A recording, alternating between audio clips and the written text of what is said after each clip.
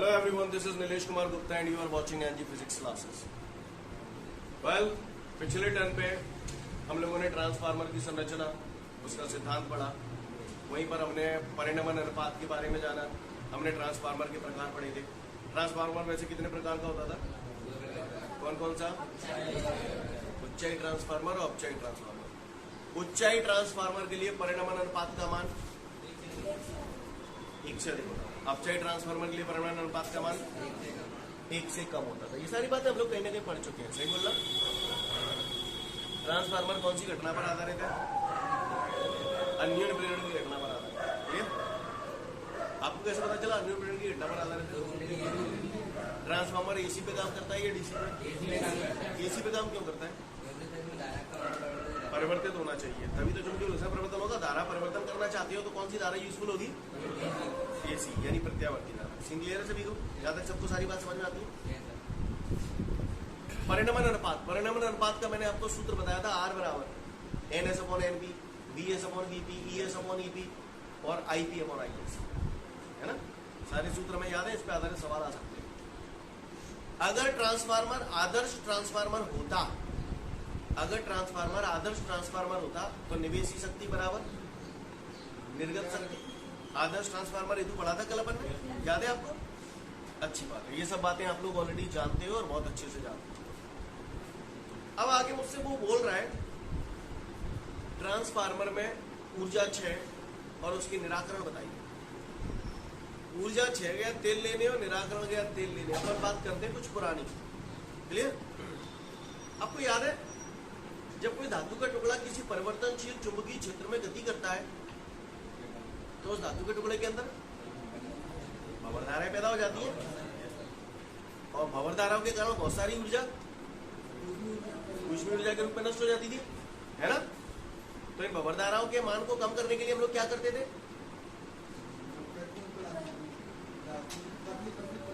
हाँ, यानी लोहा पूरा ठोस पत्ती के रूप में लेकर पतली पतली पत्तियों के रूप में लिया जाता था। पत्ती के ऊपर पत्ती, पत्ती के ऊपर पत्ती, बीच में पेंट और वार्निश का लेयर लगा देते थे। यानी पटलित नरम लोहे की क्रोड लेते थे। नरम लोहे की बजाय पटलित नरम लोहे की क्रोड लेते थे। पटलित नरम लोहे की क्रोड लेने से क्या होता था?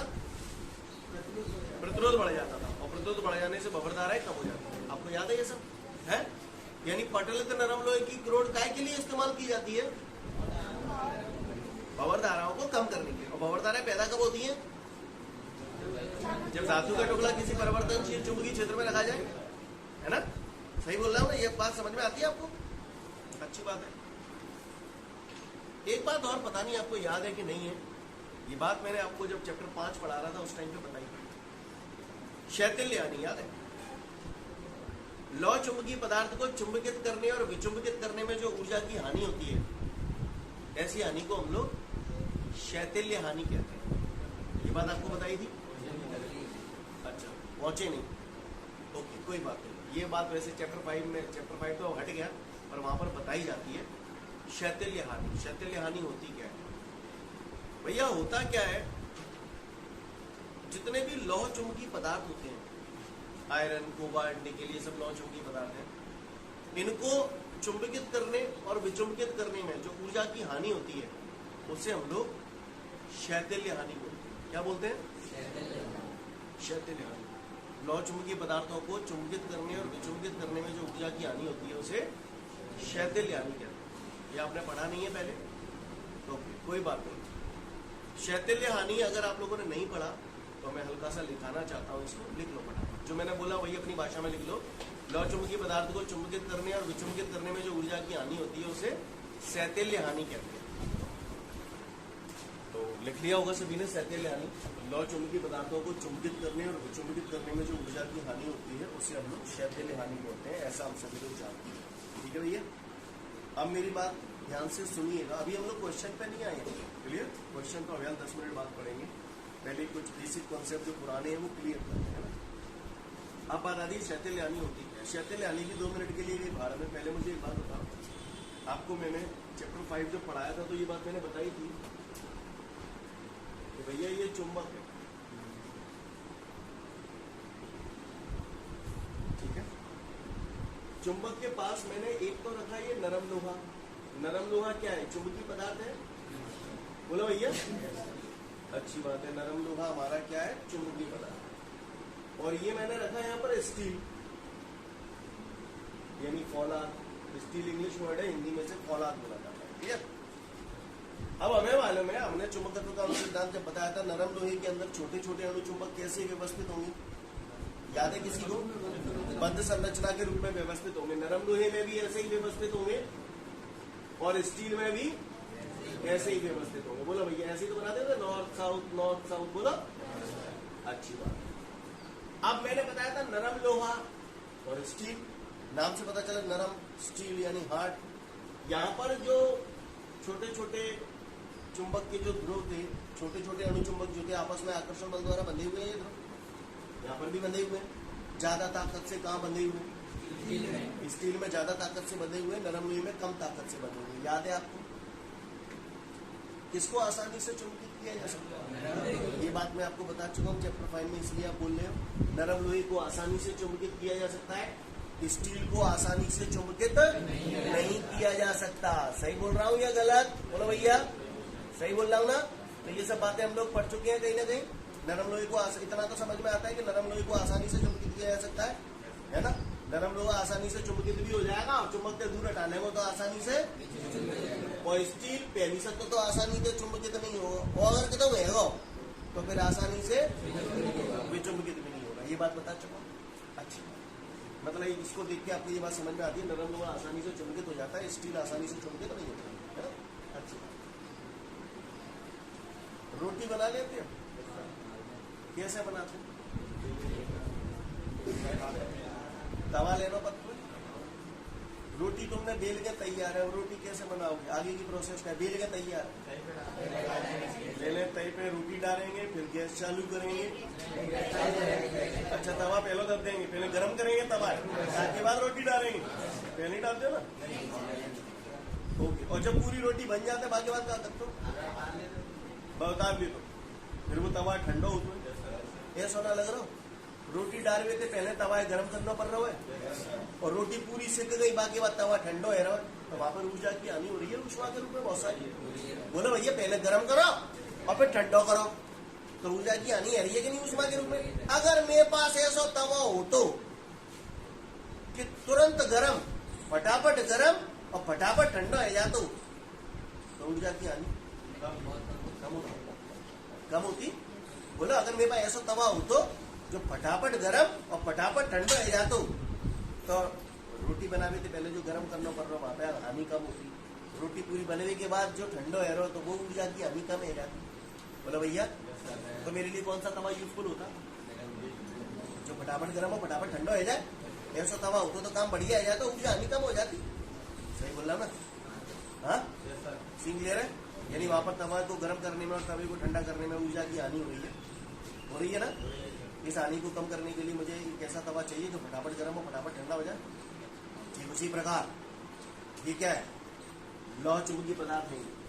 लौह चुंबकीय पदार्थों को चुंबकित करने और विचुंबकित करने में जो ऊर्जा की हानि होती है, उसे शैथिल्य हानि कहते हैं। ये शैथिल्य हानि नरम लोहे में कम होती है, क्योंकि ये फटाफट चुंबकित और फटाफट विचुंबकित हो जाता है। स्टील में ये शैथिल्य हानि अधिक होती है, क्योंकि पहली से तो ये आसानी से चुंबकित नहीं होता, और चुंबकित हो गया तो आसानी से विचुंबकित नहीं होता। आपको बात समझ में आई? यानी मैं ये कह रहा हूं कि इन चुंबकीय पदार्थों को चुंबकित करने में, क्लियर, इन चुंबकीय पदार्थों को चुंबकित करने में जो ऊर्जा की हानि होती है, उस हानि को हम लोग शैथिल्य हानि कहते हैं। क्लियर? मैंने आपको यही दिखाया था अभी, लौह चुंबकीय पदार्थों को चुंबकित करने और विचुंबकित करने में जो ऊर्जा की हानि होती है, उसे शैथिल्य हानि कहते हैं। इस हानि को कम करने के लिए मैं काय का इस्तेमाल करूं? नरम लोहे का, क्योंकि नरम लोहे की ये क्वालिटी होती है कि फटाफट चुंबकित तो फटाफट विचुंबकित हो जाता है, तो इसलिए उसमें शैथिल्य हानि कम होगी, स्टील में ज्यादा होगी। जो बात बोला समझ में आया? शैथिल्य हानि क्या होती है समझ में आई? अच्छी बात, ठीक है। और कुछ मुझे पुरानी बातें बता दो। मैंने यारों सुना है प्रतिरोध का सूत्र होता है R बराबर रोले रोएल अपॉन ए। सही बोल रहा? अगर तार, जैसे ये तार है, ये कोई धातु का तार है, ये इसका अनुप्रस्थ काट का क्षेत्रफल है। बोलो, अगर अनुप्रस्थ काट का क्षेत्रफल बढ़ जाएगा तो तार कैसा हो जाएगा? अगर ये क्षेत्रफल बढ़ जाए तो तार कैसा हो जाएगा? मोटा हो जाएगा। तार मोटे होने का मतलब ये अनुप्रस्थ काट का क्षेत्रफल बढ़ गया। अनुप्रस्थ काट का क्षेत्रफल बढ़ गया तो प्रतिरोध कम हो गया। प्रतिरोध कम हो गया तो धारा टनाटन बहेगी कि कम बहेगी? धारा अधिक हो जाएगी। धारा अधिक हो जाएगी। सही बोल रहा हूँ? जो बोल रहा हूँ समझ में आ रहा है? अच्छी बात, ठीक है, बढ़िया बात है। सुना है ताप बढ़ाने पर प्रतिरोध बढ़ जाता है। मालूम है आपको ये बात? ये सारी बातें आप लोग जानते हैं? चलो अच्छी बात है। अगर ये सारी बातें आप लोग जानते हैं तो भैया अब हम इस प्रश्न की तैयारी करते हैं। हमारे को प्रश्न पूछ रहा है, कल तक हमने जो एंड किया था उसके बाद हमारे सामने अगला प्रश्न है, ट्रांसफार्मर में ऊर्जा क्षय बताइए एवं उसके निराकरण बताइए। ठीक है, तो ट्रांसफार्मर की थोड़ी सी चर्चाएं कर लेते हैं अपन लोग। आपको याद होगा कल मैंने जब ट्रांसफार्मर बनाया था बेटा, तो मैंने इस टाइप की एक संरचना बनाई थी, अगर आपको याद हो। ये क्या है बताओ जरा, क्या है ये? पटलित नरम लोहे की करोड़ थी। बोला भैया, सही बोल रहा? यहाँ पर आपने ये क्या था बेटा? प्राथमिक कुंडली, और ये क्या था? द्वितीय कुंडली, है ना। और यहाँ पर आप निवेशी प्रत्यावर्ती विभव का स्रोत लगाते थे, और यहाँ पर क्या लगाते थे? लोड प्रतिरोध, जहाँ पर निर्गत विभव प्राप्त होता है। याद आ रहा है सीन आपसे भी? भैया किसी को कोई दिक्कत? सबको क्लियर है? अच्छी बात। एक बात बताओ, नुकसान किस चीज का होता है? जो हमारे पास हो, कोई चीज हमारे पास होगी नहीं तो नुकसान खाते हो। सही बोल रहा हूं ना? उसने पूछा है ट्रांसफार्मर में ऊर्जा क्षय से आप क्या समझते हैं, है ना? ट्रांसफार्मर में ऊर्जा क्षय, तो सुनो भैया, ऊर्जा क्षय किस किस प्रकार के ऊर्जा क्षय? क्या है प्राथमिक कुंडली? क्या है ये प्राथमिक कुंडली में? क्या लपेटा है आपने? तांबे का तार, तांबे को ताम्र बोलता, ताम्र हानि। पहली हानि होगी ताम्र हानि। ठीक है, ये क्या है? नरम लोहे की करोड़, लोहा है, लोह हानि।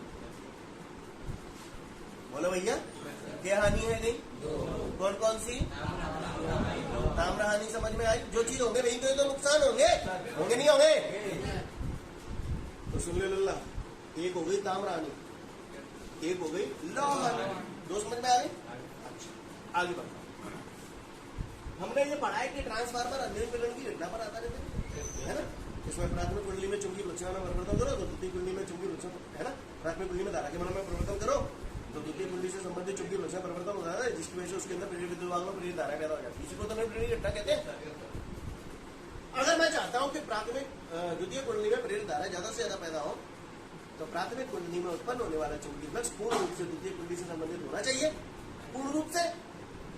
लेकिन क्या वास्तविकता में ऐसा होता है? नहीं होता, थोड़ा बहुत इधर उधर नष्ट हो जाता है। ये तीसरी हानि हो गई चुंबकीय फ्लक्स क्षरण। क्षरण समझ में आ गए? यानी इसमें थोड़ा सा नुकसान हो गया। क्या हानि है? नहीं, कौन कौन सी? ताम्र हानि, लोह हानि और चुंबकीय फ्लक्स। चौथी हानि इसमें जो होती है उसको बोलते हैं शैथिल्य हानि। क्या बोलते हैं? शैथिल्य। जहां में आपने नरम लोहे की करोड़ यूज करी है ना, नरम लोहा यूज कर रहा हूँ, यानी इसीलिए यूज कर रहा हूँ क्योंकि नरम लोहे की एक क्वालिटी होती है कि वो बहुत जल्दी चुंबकित और बहुत जल्दी विचुंबित हो जाता है, जिसकी वजह से ऊर्जा हानि कम होती है ना। ठीक है, तो चौथी हानि हो गई शैथिल्य हानि। कुल कितनी प्रकार की हानियां होंगी ट्रांसफार्मर में? कौन कौन सी हानियां होंगी बेटा? 4। ताम्र हानि, लोह हानि, चुंबकीय फ्लक्स क्षरण और शैथिल्य। ठीक है, चलो अच्छी बात है। अगर इतनी बात समझ गए तो फिर बात का आई। तो सबसे पहले मैं बात कर रहा हूं ताम्र हानि। कौन सी हानि? ताम्र हानि। ताम्र हानि मतलब तांबे के तार में है। क्या होता है? ये जो ताम्र हानि होता है, जब आप इन कुंडलियों में धारा प्रवाहित करते हो तो तार के प्रतिरोध के कारण बहुत सारी ऊर्जा ऊष्मीय ऊर्जा के रूप में नष्ट हो जाती है। प्रतिरोध अगर ज्यादा होगा तो बहुत सारी ऊर्जा ऊष्मीय ऊर्जा के रूप में नष्ट हो जाएगी। ये बात समझ में आती है? किसी जगह रुकावट ज्यादा है, बोलो आप एक बार बताओ, यहाँ से घर जा रहे हो आसानी से पहुंच जाते हो, लेकिन किसी जगह रैली वैली है, रुकावटें ज्यादा है रास्ते में, तो आपको घर तक पहुंचने के लिए ज्यादा मशक्कत करनी पड़ती है, पसीना पसीना हो जाते हो पहुंचने पर। बोलो यानी कुल मिला के जहाँ प्रतिरोध ज्यादा होगा, अगर इन कुंडलियों का प्रतिरोध ज्यादा होगा तो प्रतिरोध ज्यादा होने की वजह से बहुत सारी ऊर्जा ऊष्मीय ऊर्जा के रूप में नष्ट हो जाए, है ना। ये जो तार है इनका प्रतिरोध बहुत अधिक होने के कारण बहुत सारी ऊर्जा ऊष्मीय ऊर्जा के रूप में नष्ट हो जाती है। तो हम क्या चाहेंगे, बहुत सारी ऊर्जा ऊष्मीय ऊर्जा के रूप में नष्ट ना हो। तो ऐसा कब होगा, जब प्रतिरोध कम होगा। अब मैंने बचपन में पढ़ा था R बराबर रो लिंक। प्रतिरोध कब होगा, जब अनुप्रस्थ काट का क्षेत्रफल, अनुप्रस्थ काट का क्षेत्रफल अधिक होने का मतलब क्या है, तार मोटा होगा, तार मोटा होगा। यही कारण है उच्चाई ट्रांसफार्मर में प्राथमिक कुंडली का तार मोटा लिया था और उच्चाई ट्रांसफार्मर में द्वितीय कुंडली का तार मोटा लिया था। याद है, क्लियर। उच्चाई ट्रांसफार्मर में प्राथमिक कुंडली का तार मोटा लिया था और अपचाई ट्रांसफार्मर में द्वितीय कुंडली का तार मोटा लिया था। समझ में आ रही है बात, क्लियर है। ताम्रानी क्लियर हुई और इसका निराकरण समझ में आया। फिर से बोल रहा हूं, ताम्रानी में क्या होता है, तार के प्रतिरोध के कारण, एक कुंडली के प्रतिरोध के कारण बहुत सारी ऊर्जा ऊष्मीय ऊर्जा के रूप में नष्ट हो जाती है। इसे हम ताम्रानी कहते हैं। इसका उपाय क्या है, इस हानि को हम लोग कम करने के लिए उच्चाई ट्रांसफार्मर में प्राथमिक कुंडली का तार मोटा लेते हैं और अपचाई ट्रांसफार्मर में द्वितीय कुंडली का तार मोटा लेते हैं। तो क्यों ले रहे हैं मोटा, समझ में आई बात। मोटा लेने से अनुप्रस्थ काट का क्षेत्रफल बढ़ जाएगा, जिससे उसका प्रतिरोध कम हो जाएगा। प्रतिरोध कम हो जाएगा तो बहुत सारी ऊर्जा जो ऊष्मीय ऊर्जा के रूप में नष्ट हो रही है वो नहीं होगी। ताम्रानी समझ में आई, क्लियर है। कब हुए को परेशानी, तो सबसे पहले ताम्रानी पढ़ो, फिर मैं आगे की हानि भी आऊंगा। अगली बात आती है ताम्रानी के बाद, अब हम लोग आगे की हानियों पे चलते हैं। तो आप गौर से देखिए, जब आप इसमें धारा प्रवाहित करोगे, जब आप इसमें धारा प्रवाहित करोगे तो ये जो लोहे की ग्रोड ली है आपने, ये लोहे की ग्रोड चुंबकित होगी, है, यानी लोहे की ग्रोड चुंबकित होगी। धारा बंद कर दोगे तो इसका चुंबकत्व समाप्त होगा। यानी इस लोहे की ग्रोड को चुंबकित करने और विचुंबकित करने में बहुत सारी ऊर्जा ऊष्मीय ऊर्जा के रूप में नष्ट हो जाती है। इस हानि को क्या बोलते हैं, क्षैतिल्य हानि। क्षैतिल्य हानि क्या बोलते हैं, क्षैतिल्य हानि। यानी ये जो ग्रोड है इसे चुंबकित करने और विचुंबकित करने में बहुत सारी ऊर्जा ऊष्मीय ऊर्जा के रूप में नष्ट हो जाती है। इस हानि को हम लोग कौन सी हानि बोलते हैं, क्षैतिल्य हानि। इस हानि को कम करने के लिए हम लोग क्या करते हैं, नरम लोहा, क्योंकि नरम लोहे की ये क्वालिटी होती है कि वो आसानी से चुंबकित और आसानी से विचुंबकित हो जाता है। इस वजह से उसमें क्षैतिल्य हानि कम हो। समझ में आ रही है बात, क्लियर है। लोहे की क्रोड को चुंबकित करने और विचुंबकित करने में जो ऊर्जा की हानि होती है उसे क्षैतिल्य हानि बोलते हैं। क्लियर, फिर से बोल रहा हूँ, लोहे की क्रोड को चुंबकित करने और विचुंबकित करने में जो ऊर्जा की हानि होती है उसे क्षैतिल्य हानि कहते हैं। इस हानि को कम करने के लिए हम लोग क्या करते हैं, नरम लोहे की क्रोड यूज करते हैं। क्योंकि नरम लोहे का क्यों यूज कर रहे हैं, समझ में आ रही बात, क्योंकि नरम लोहा आसानी से चुंबकित और विचुंबकित हो जाता है। पढ़ लो फटाफट, क्षैतिल्य हानि। अगली बात आती है लौह हानि, ठीक है। लौह हानि, लौह हानि किसमें होगी, लोहे में। लोहा क्या हो गया, धातु का टुकड़ा। अब धातु का टुकड़ा अगर ये पतली पतली पत्तियों के रूप में नहीं होता, केवल ठोस धातु का टुकड़ा होता, तो यहाँ पर जब आप धारा के मान में परिवर्तन करते तो उस धातु के टुकड़े से संबंधित चुंबकीय फ्लक्स के मान में परिवर्तन हो जाता, चुंबकीय फ्लक्स में परिवर्तन हो जाता। जब धातु के टुकड़े से संबंधित चुंबकीय फ्लक्स में परिवर्तन हो जाता है तो उसके अंदर भंवर धाराएं पैदा हो जाती है, और भंवर धाराएं पैदा हो जाएंगी तो बहुत सारी ऊर्जा ऊष्मीय ऊर्जा के रूप में नष्ट हो जाएगी। तो इस हानि को हम लोग कौन सी हानि बोलते हैं, लौह हानि। समझ में आ रही है बात। अगर मैं ये लोहे का टुकड़ा यहाँ पर लेता, लोहे की क्रोडी तो ले रहे हो, धातु का टुकड़ा जो ले रहे हो, लोहे की क्रोडी तो ले रहे हो, जब उसमें चुंबकीय फ्लक्स मान में परिवर्तन करोगे, धारा के मान में परिवर्तन करोगे, चुंबकीय फ्लक्स में परिवर्तन होगा, चुंबकीय फ्लक्स में परिवर्तन होगा तो इसके अंदर भंवर धाराएं पैदा हो जाएंगी, भंवर धाराएं पैदा हो जाएंगी तो बहुत सारी ऊर्जा ऊष्मीय ऊर्जा के रूप में नष्ट हो जाएगी। तो ये बहुत सारी ऊर्जा ऊष्मीय ऊर्जा के रूप में नष्ट ना हो, भंवर धाराओं के कारण यहाँ पर ऊर्जा की कोई हानि ना हो, इस वजह से हम लोग क्या करते हैं, लोहे की क्रोड को ठोस रूप में न लेकर पतली पतली पत्तियों के रूप में लेते हैं। पत्ती के ऊपर पत्ती, पत्ती और पत्ती, बीच में पेंट और वार्निश का लेयर लगा देते हैं। यानी पटलित नरम लोहे की क्रोड लेते हैं। क्या करते हैं, पटलित नरम लोहे की क्रोड लेने से क्या हो जाएगा, प्रतिरोध बढ़ जाएगा, और प्रतिरोध बढ़ जाएगा तो उसके अंदर भंवर धाराएं, और भंवर धाराएं कम पैदा होंगी तो बहुत सारी ऊर्जा जो ऊष्मीय ऊर्जा के रूप में नष्ट हो रही है वो समझ में आ रही बात। लौह हानि क्या है, लौह हानि जो है वो लोहे के गुटके की वजह से, ठोस लोहे को गुटका ले लोगे तो जिसमें भंवर धाराएं पैदा हो जाएंगी, जिसकी वजह से बहुत सारी ऊर्जा ऊष्मीय ऊर्जा के रूप में नष्ट हो जाती है। इस वजह से हम लोग जो ठोस धातु का टुकड़ा है उसे ठोस रूप में न लेकर पतली पतली पत्तियों के रूप में लेते हैं। समझ गए ना, पटलित फ्लूइड लेते हैं। पर्टिकुलर फ्लूइड लेने से क्या होता है, प्रतिरोध बढ़ जाता है, जिसकी वजह से भंवर धाराएं कम हो जाती है। तो बहुत सारी ऊर्जा जो ऊष्मीय ऊर्जा के रूप में नष्ट हो रही है वो कम हो जाती है। कहानी समझ में आई? पढ़ लो फटाफट। लौ हानि। इसके बाद हमारे सामने अगली हानि आती है चुंबकीय फ्लक्स क्षरण। ये तो नाम से ही पता चल रहा है, जब प्राथमिक कुंडली में उत्पन्न होने वाला चुंबकीय फ्लक्स पूर्ण रूप से द्वितीय कुंडली से संबंधित न हो पाए तो इसके कारण भी बहुत सारी ऊर्जा ऊष्मा के रूप में नष्ट हो जाती है, जिसे हम लोग बोलते हैं चुंबकीय फ्लक्स क्षरण। इस हानि को कम करने के लिए हम लोग क्या, चुंबकीय फ्लक्स का क्षरण ही तो हो रहा है ना। यानी चुंबकीय फ्लक्स प्राथमिक कुंडली में पैदा होने वाला चुंबकीय फ्लक्स पूर्ण रूप से द्वितीय कुंडली से संबंधित नहीं हो पा रहा है ना। तो इसी को तो हम लोग चुंबकीय फ्लक्स क्षरण बोल रहे हैं। तो इस हानि को कम करने के लिए हम लोग क्या करते हैं, ट्रांसफार्मर को चारों ओर से एक बंद घेरे के अंदर बंद कर देते हैं, जिसकी वजह से यहाँ पर जो भी ऊर्जा हानि होगी, अगर चारों तरफ से बंद होगा तो वो ऊर्जा बाहर वातावरण में नहीं जा पाएगी, लौट के वहीं अंदर ही आ जाएगी। तो ऊर्जा वहां पर बहुत हद तक कंट्रोल हो जाएगी। समझ में आ रही है बात? क्लियर है? हानि तो तब होगी ना जब बाहर वायुमंडल में निकले, हम उसे वायुमंडल में निकलने ही नहीं देंगे। हम उस पूरी ऊर्जा को क्या करेंगे, हम जो ट्रांसफार्मर को क्या करते हैं, चारों तरफ एक बंद घेरे के अंदर बंद कर देते हैं और उसके अंदर ठंडी वायु प्रवाहित करते रहते हैं, जिसकी वजह से क्या होता है, यहाँ पर अंदर जो ऊष्मा की हानि हो रही है वो बाहर न जाने पाए। तो ऐसा करने से वो हानि जो होती है वो काफी हद तक कम हो जाती है। नहीं है मेरे पास? सीन क्लियर है? क्लियर? मैं फिर से बोल रहा हूँ, जब प्राथमिक कुंडली में उत्पन्न होने वाला चुंबकीय फ्लक्स पूर्ण रूप से द्वितीय कुंडली से संबंधित नहीं हो पाता है तो बहुत सारी ऊर्जा ऊष्मा के रूप में नष्ट हो जाती है। इसे हम लोग बोलते हैं चुंबकीय फ्लक्स क्षरण। इस हानि को कम करने के लिए हम लोग ट्रांसफार्मर को चारों ओर से बंद घेरे के अंदर बंद कर देते हैं तथा उसके अंदर ठंडी वायु भी प्रवाहित कर देते हैं। तो ऐसा होने से क्या होता है, जो बहुत सारी ऊर्जा चुंबकीय फ्लक्स क्षरण की वजह से ऊष्मा के रूप में नष्ट हो रही है वो कम हो जाती है। बात समझ में आ रही? कई बार आपने देखे होंगे ट्रांसफार्मर देखे आपने? कभी भी कोई इलेक्ट्रॉनिक डिवाइस होता है उसके अंदर ऐसे ट्रांसफार्मर टाइप के होते हैं, तो आपने देखा होगा इसके चारों तरफ एक फ्रेम लगी रहती है जिसके अंदर ये बंद रहे। ऐसा खुला रहता है क्या ट्रांसफार्मर? चारों तरफ से एक फ्रेम लगी रहती है। तो ये लगी इस वजह से होती है जिसकी वजह से चुंबकीय फ्लक्स क्षरण की वजह के कारण जो हानि हो रही है वो हानि ना हो। बात समझ में आ रही है आपको? क्लियर है? पढ़ लो फटाफट चुंबकीय फ्लक्स क्षरण। इसके बाद हमारे सामने अगला क्वेश्चन है, ट्रांसफार्मर की दक्षता से आप क्या समझते हो? ठीक है, ट्रांसफार्मर की दक्षता से आप क्या समझते हो? दक्षता बक्षता तो कहीं तेल लेने पहले मुझे एक बात बता दो, कल मैं तुम्हें निवेशी शक्ति निर्गत शक्ति बता रहा था, तो वहां पर मैंने शक्ति का सूत्र बताया था, P बराबर BI। याद है?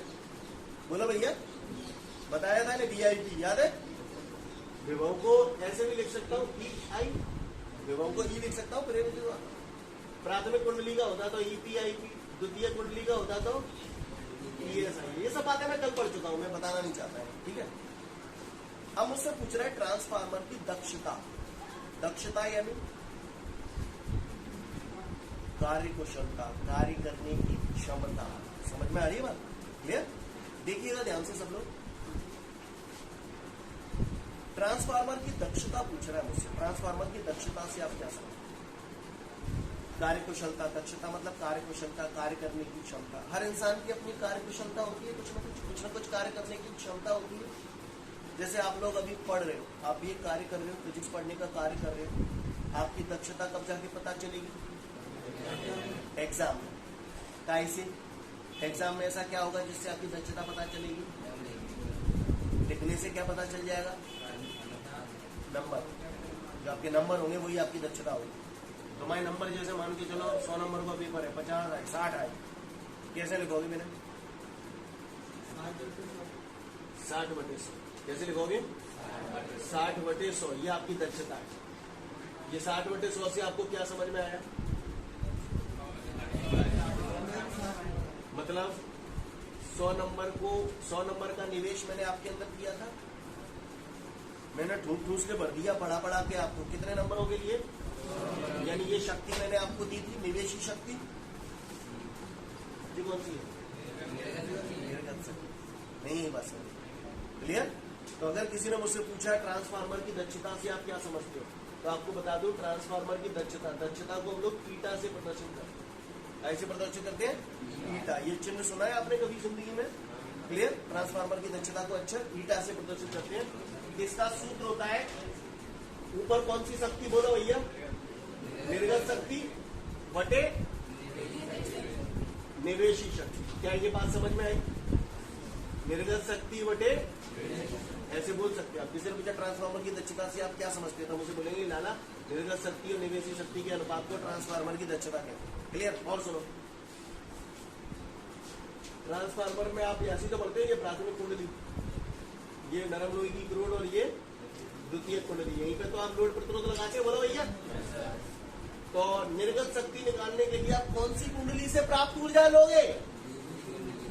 निर्गत शक्ति द्वितीय कुंडली में मिल रही है, तो निर्गत शक्ति लिख दूं या फिर मैं ऐसे लिख दूं, द्वितीय कुंडली से प्राप्त ऊर्जा।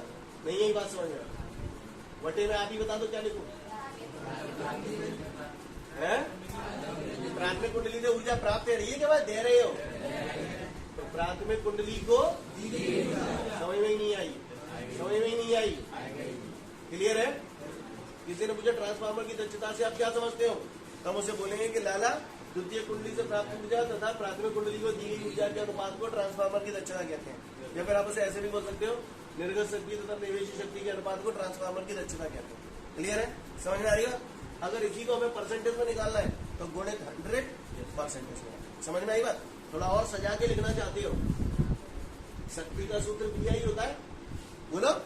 तो इसे निर्गत शक्ति है, निर्गत द्वितीय कुंडली में, प्राथमिक कुंडली में, तो ऐसे लिखूं ESIS, बोलो। निवेशी शक्ति को क्या लिखूं? EPI। कहानी समझ में आ रही है जो मैं कर रहा हूँ? समझ में आ रही है? आप अपने नोट्सों में इन दोनों सूत्रों के अलावा ये भी बढ़ाना चाहे तो बढ़ा सकते हैं। कहानी समझ में आ रही है? और सुनो, और सुनो, इस आप जितने भी विद्यार्थी हिंदुस्तान में पेपर देंगे, 100 नंबर का पेपर है, सबके जो नंबर आएंगे ऊपर अधिक से अधिक कितना हो सकता है? 100, अधिक से अधिक 100 हो सकता है। 100 के ऊपर रह जाओगा, है ना? अधिक से अधिक 100 कब होगा? जब वो आदर्श विद्यार्थी होगा। आदर्श विद्यार्थी मतलब समझ गए ना? अगर ट्रांसफार्मर आदर्श ट्रांसफार्मर हो, आदर्श ट्रांसफार्मर होगा तो जितनी द्वितीय कुंडली से प्राप्त ऊर्जा होगी उतनी प्राथमिक कुंडली को दी गई ऊर्जा होगी, दोनों बराबर होगी, तो अनुपात कितना आ जाएगा? तो आदर्श ट्रांसफार्मर हेतु दक्षता जो आएगी वो हमेशा 1 आएगी, आदर्श ट्रांसफार्मर के लिए। लेकिन क्या आदर्श स्थिति संभव है? ज्यादातर विद्यार्थी जो होते हैं उनका ऊपर वाला नंबर नीचे वाले नंबर से हमेशा कम रहेगा। जब ये कम है और ये ज्यादा है तो भाग करोगे तो अनुपात 1 से छोटा आएगा या बड़ा आएगा? यानी ट्रांसफार्मर की जो दक्षता होती है वो सदैव 1 से कम होती है। और अगर आदर्श ट्रांसफार्मर हो गया तो 1 के बराबर भी हो जाएगी। नहीं है मेरी बात समझ? क्या 1 से अधिक हो सकती है? नहीं हो सकती। जो बोला समझ में आया? तो फटाफट पढ़ लो, ट्रांसफार्मर की दक्षता आप समझ जाओगे। इतना मैंने आपको बढ़ा दिया। एक जमाना था जब मैंने आपको बताया था इसी चैप्टर में, अमीटर से मैंने, अमीटर से क्या नापते हैं आप बताओ? वोल्ट मीटर से क्या नापते हैं? मैंने वोल्ट मीटर से विभव नापा। सपोज करो विभव आया 200 वोल्ट, तो ये विभव का कौन सा मान है? वर्ग माध्य मूल मान बताया था। अमीटर से जो धारा नापी जाती है, वोल्ट मीटर से जो विभव नापे जाते हैं, ये हमेशा वर्ग माध्य मूल मान होते हैं। क्लियर? वो बोले चाहे नहीं बोले, हमेशा हमें हमेशा वर्ग माध्य मूल बताया था ना ये बात आपको पहले, वही इसके बाद नोट में लिखा हुआ है, पढ़ लो समझ जाओ। ठीक है, तो फिर आज के लिए पर्याप्त है, कल फिर मिलते हैं। Thank you everyone, have a great day to all of you guys. जय।